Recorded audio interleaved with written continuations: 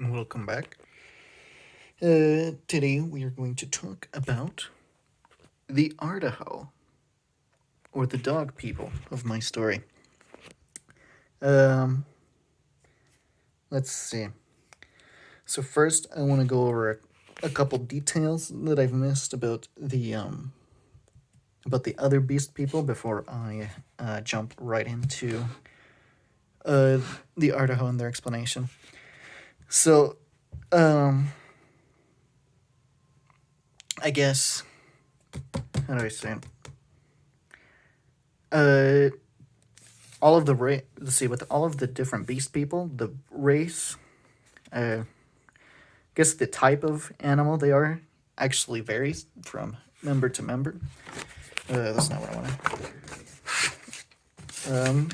Like here, we have a sphinx cat, like one of the bald sphinx cats, and then we have a caracal.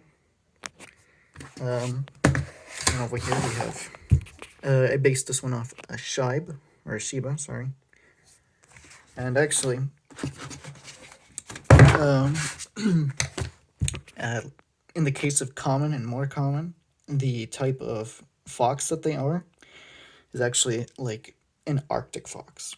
So they have white fur. I guess I couldn't really show it. Well, because she's hiding her ears away, and we don't really get a good angle here. And I don't really have another good example, but yeah, they're Arctic foxes. They have white fur. Yes. I guess now we'll move on. I want to kind of explain this scene first. I think this is perhaps the most detailed concept art I've shown yet. So in this scene, this is where Mor'kamen gets his sword, the sword of the Azure Gale. So I guess it goes back to this guy here, Belkabi Zamanon Manistal. So during the War of the Endless Night, as it's called, there was Zakaman received a sort of message from a group of defectors who happened to be all Ardaho. And if we get back here, that's and one of them was this man's ancestor. His name is Hijakat, and his great, I guess, however how many greats it takes however many great grandfather. His name was Mandrot. Mandrot, during that evacuation, he was just a child, but he got sort of stuck at the back of the line. And during, let's see, Belkabi, the blue giant, he, let's see, so they were being chased by the, I guess, the rival nation that the Ardaho were defecting from. And during the evacuation, Belkabi, he was struck down by terrible weapons of the adversary. But his grandfather, but the Mandrot, the grandfather, he stuck behind. And during Belkabi's, as Belkabi lay on the ground, he actually brought, Mandrot brought Belkabi's sword back to him. And I guess after the evacuation was successful at the cost of Belkabi's life, later on, as the war was over, Mandrot, he returned, and he found that the sword was still there, just laying there. And so he created a shrine, special shrine, and he received a revelation from, what's his face? How could I forget? Roken Hamidi. He received a revelation that This sword should remain on the face of the earth until a great hero will arrive. And that great hero is obviously Mor'kamen. And then this is his great grandson giving the sword to its new rightful owner. They sort of set up like a little, I guess, group to guard the sword until the great hero of the prophecy would come. And eventually that's what happened.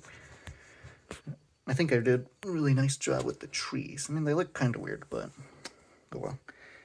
Alright, okay, where to go on? Oh. I guess I should explain where I came up with the idea. This is, sorry, let me say that again. This is actually where I got the idea of the sword from. I saw this video of it was like somebody's Shiba, but like they had like a foam sword wrapped around in its tail, and like it whipped its head around to pull the sword out. And like, this is genius. I'm gonna put that in my story. And so that's kind of what I did. Alright, now let's move on.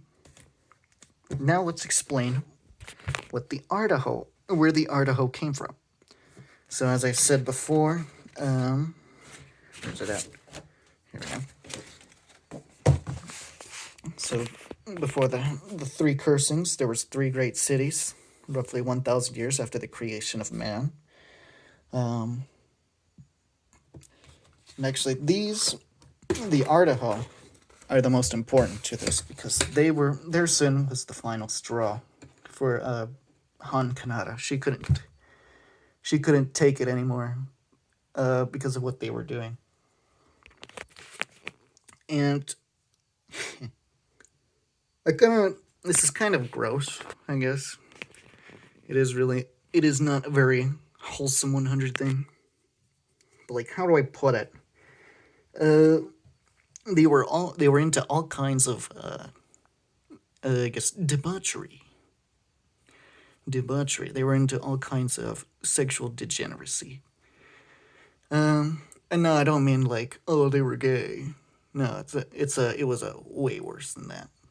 Like, they made Epstein look like a saint. Don't forget, he didn't kill himself. Anyways, actually, the Nakaho, I'm thinking about this. The Nakaho were selling off little boys and girls to the Ardaho. For what purpose? For what horrible purpose? I don't know. The Nakaho didn't care. They just wanted the kids gone so that they could just screw around, do whatever they wanted. But the chief sin of what they were doing, how do I put this? Say, the story of Oedipus and Jocasta was their favorite bedtime story for their kids.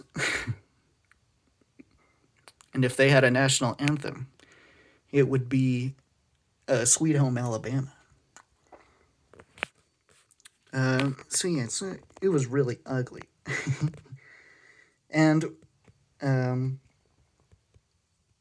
they were doing their sin as a mockery of the marriage of, let me find it, of Han Kanata and Roken Hamidi. So Han Kanata, she created Roken Hamidi, and eventually they were married. And the Ardaho, either not knowing any better, or they just were doing it in imitation, in degenerate imitation. It was very extremely insulting to her, and that was the final straw for her. She couldn't take it anymore, and so they were the first to be cursed. And like the others, she said, if they wish to act as the dog, then they shall be as the dog. And so they became. Alright, now let's go into some other details. So their power, Like the Nakaho, they have the ability to basically survive off of nothing, and the Komaho can shapeshift. Their power is tied to their sin of all kinds of sexual degeneracy, and uh, they have, let's say, the first is that they can actually reproduce extremely quickly.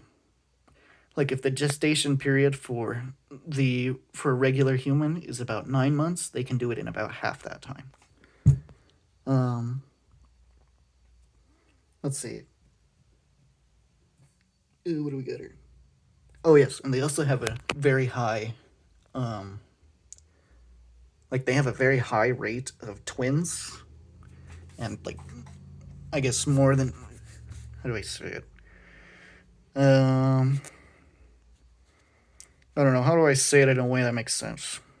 Like, so you have twins and then triplets and quadruplets and so on, right? Genetic duplicates, we'll just call it that.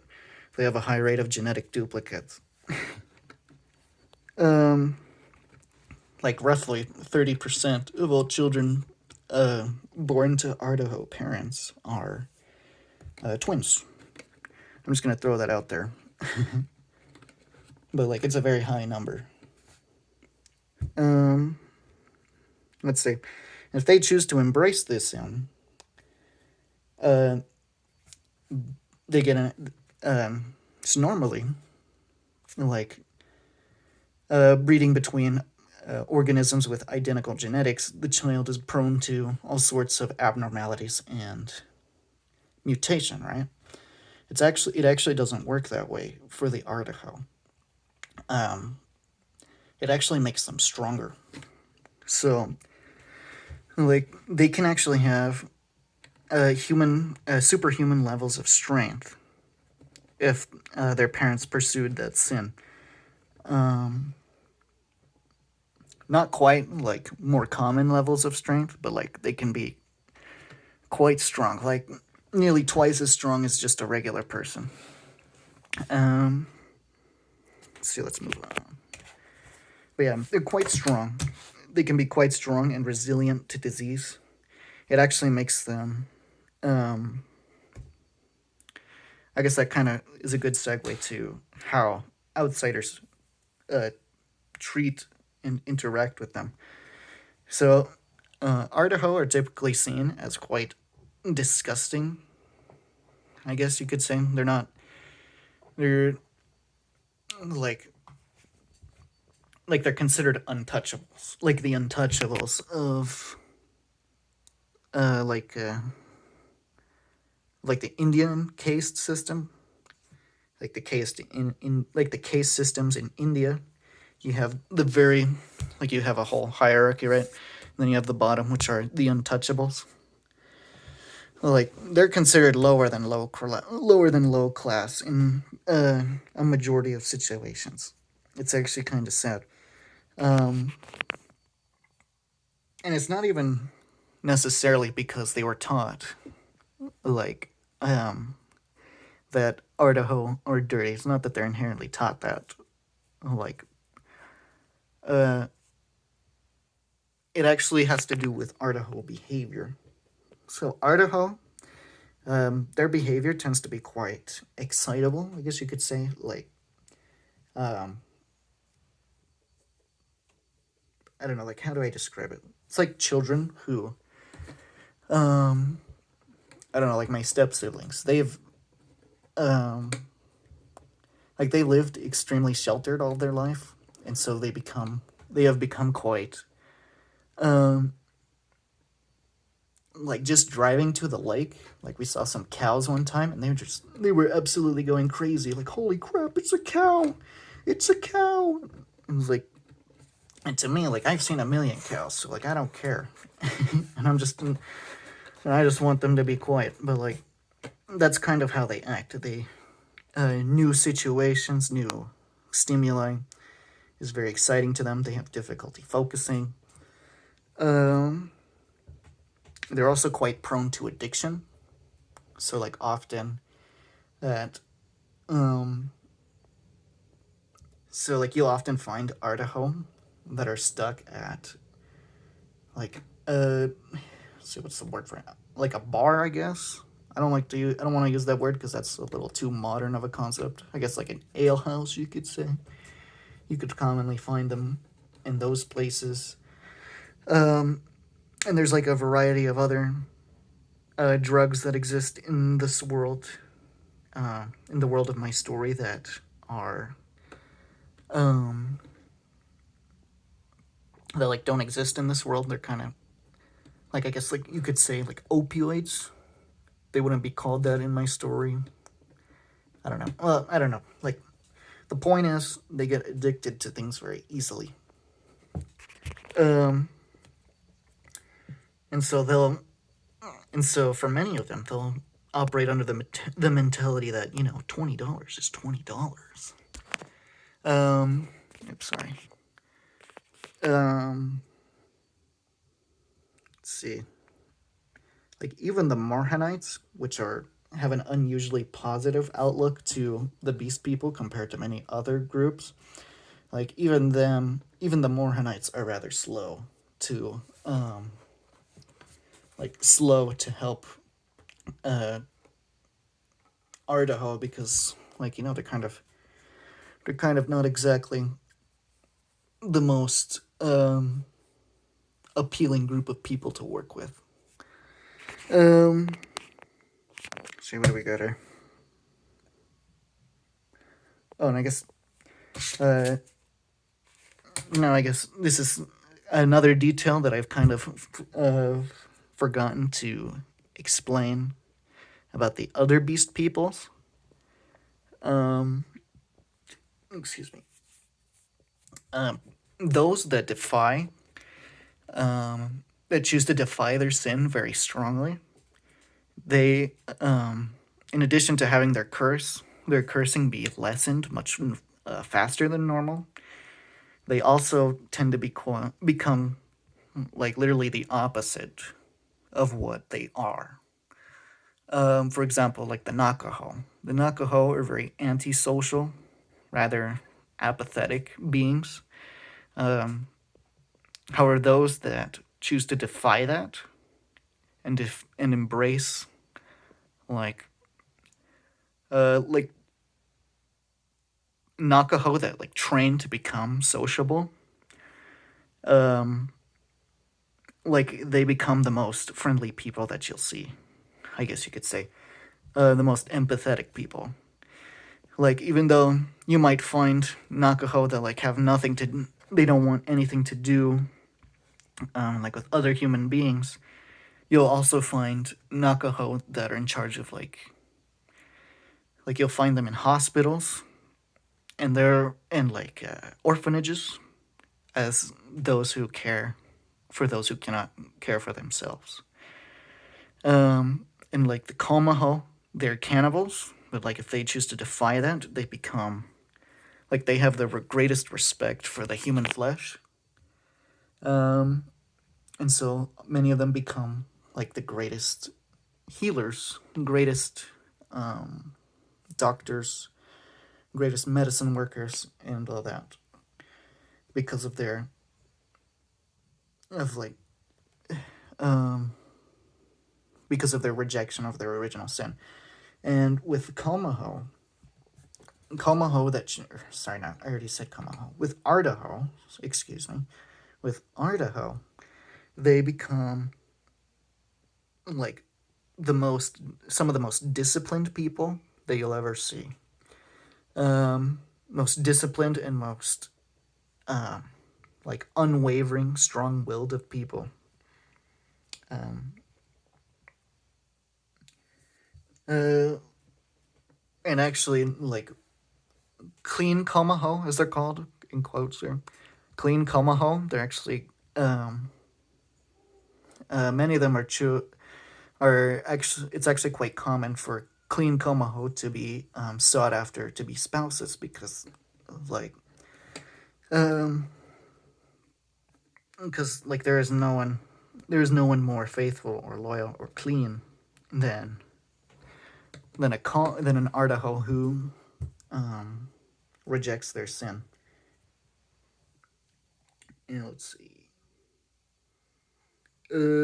What else did I miss here? Oh, I guess another detail about the Beast People during the Great War. The Beast Peoples were actually often employed, or I guess subjugated, I guess you could say, because of their power, because of their powers. In fact, if we go back to Zakaman here, he actually lost his arm to a Komaho spy. There was a... Man, I don't want to use that joke, but, like, there was literally an imposter among them. And there was an imposter among the people of Zakaman. And it was a Komaho, disguised as one of Zakaman's oldest friends. In the case of the Nakaho, we'll go back. In the case of the Nakaho, because of how low maintenance, you could say they were. Because of how low maintenance, they were often used as, like, spies and rangers, like, or yes, snipers too. Like, you could just send out a Komaho sniper and they just sit there for like 3 days, and you don't even need to give them food. They could eat pine needles and, like, they could eat like a pine needle a day and live. And in the case of the Ardaho, because they get stronger when their sin is embraced, and they get superhuman levels of strength, and they breed extremely fast, they make perfect foot soldiers. And that was actually, like, going back to the, what's it called? Back to the, the Ardaho defectors that Bilkabi Zamanon was sent to rescue. They were actually, that is exactly what they were. They were, I guess, forced soldiers, subjugated by another group, another nation. Yeah, they were subjugated by another nation in order to be soldiers for them. It was a really sad thing. I guess what do we get now? Outside of perspective for enslaved. I guess that's really about it. I guess that concludes this episode of The Last Morhanite concept art. Episode 8, I believe. And I will see you all in the next video.